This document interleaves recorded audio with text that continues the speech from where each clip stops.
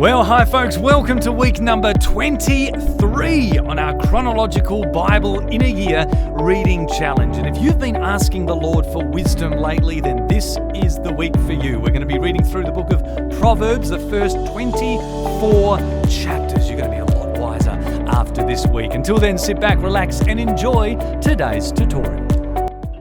Well, good day everyone. Thank you very much for joining me on yet another week of our chronological Bible reading plan. This week we are reading the Book of Proverbs. Not the whole thing, although if you want to read the whole thing, you're more than welcome to, but at least chapters 1 through to 24. And the reason we're doing that, of course, is because we are up to, in the whole big picture Bible view of things, we're up to the life and times of King Solomon. Last week we saw how Solomon asked God for wisdom, and it told us there in 1 Kings chapter 4 that as a result of that wisdom, Solomon wrote 1,000 songs, one of which was the Song of Solomon that we read last week, and he also wrote 3,000 proverbs, many of which are found in the Book of Proverbs. There you go, about halfway in our Bible. So that's where you're going to be into this week. What I want to do here on this video today is just give you a bit of a big picture view of the Book of Proverbs. I'm going to break it up into 3 sections. I see everything in threes, you know, there you go, that's just how it is. And that helps you, I guess, picture the whole thing. So have a great week. I'm sure that you're going to be a lot wiser at the end of this. All right, so the 3 main sections of the Book of Proverbs, as I see it, are these. The first is chapters 1 through to 9. And in that section, it's basically a whole bunch of speeches and a couple of poems, all right? The speeches are basically Solomon speaking as a father to his sons. And it kind of sets the tone of the book. It's not so much King Solomon speaking, it is Father Solomon speaking, all right? It is a father sharing the wisdom in his life to his son, passing on wisdom from one generation to the next. So it very much sets a family type of tone. So that's a bunch of speeches. The other thing that we see is a few poems. And the poems are written by Solomon, but they are spoken by a character called Lady Wisdom. All right, so what Solomon basically does is he personifies wisdom as a person, as a woman. And he says that she was there right alongside God at the creation of the cosmos, almost like she's God's wife, okay? And together they created all things. Now, he's not trying to, reinvent the Genesis story. He's basically just saying that wisdom is such a part of the nature of God. The two are one, all right? And if you are going to follow the way of God, you are going to be following the way of wisdom. If you choose to follow the way of wisdom, then you're going to end up following the way of God, because the two are basically one. She is not saying God equals wisdom and wisdom equals God, but is just saying that like God, wisdom is timeless.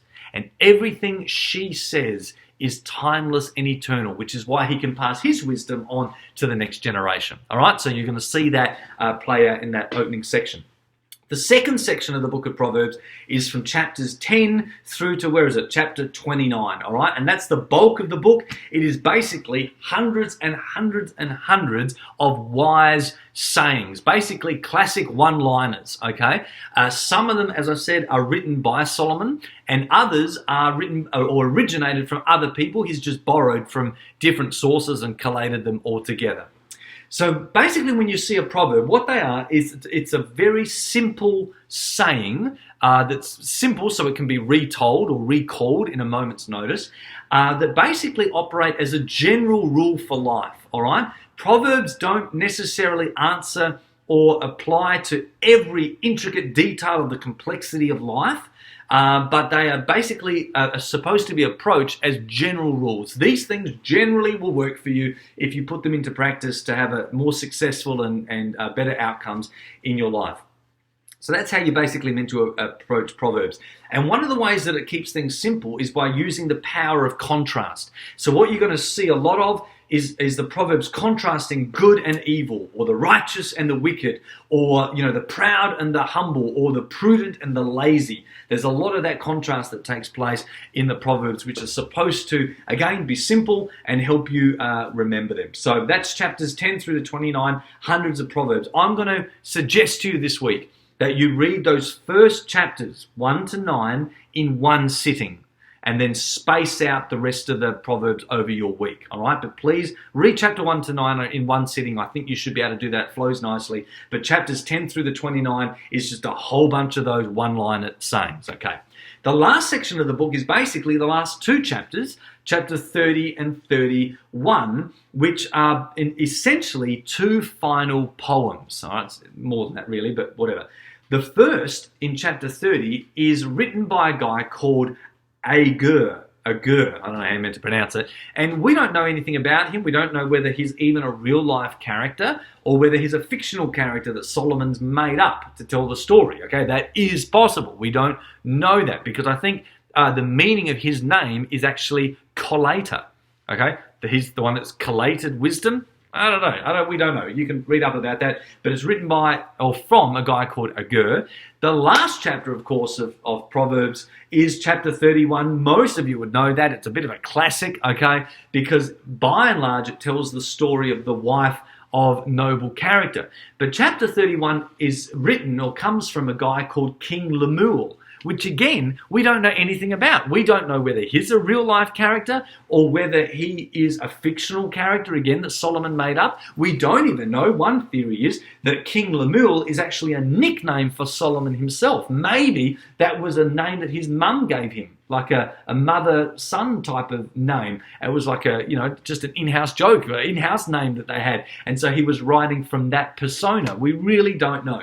But at the end of the day, the last section of Proverbs in the big picture view are those final two chapters written by those two otherwise unknown characters, all right? So all the wise sayings of a father to his son and Lady Wisdom, all the Proverbs in the middle, and then finally the last two chapters. The point is this: God has wisdom available for you in order that you can do life well. And as every parent knows, we want our kids to do well in life. We want our kids to succeed in all areas of life, in their health, in their finances, in their relationships, in marriage, in child rearing, etc., etc. We want our kids to do well in life. How much more our Father that wants his kids to do well? Wisdom is timeless, and whether it comes ultimately, obviously, it comes from God through Solomon, through one generation to the next. So enjoy Proverbs this week. Enjoy the wisdom of Solomon, and more than just reading it,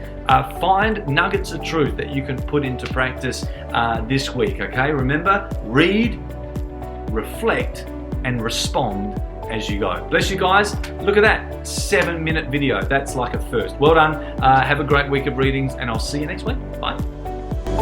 That's it for today's lesson. I really hope you enjoy your readings this week. Remember, allow yourself time to read as much as you can in one sitting. Don't get lost in the detail. Just keep going and watch the Bible's big story unfold before you. Remember also to hit me up on our social media channels or website, and I'll see you next time.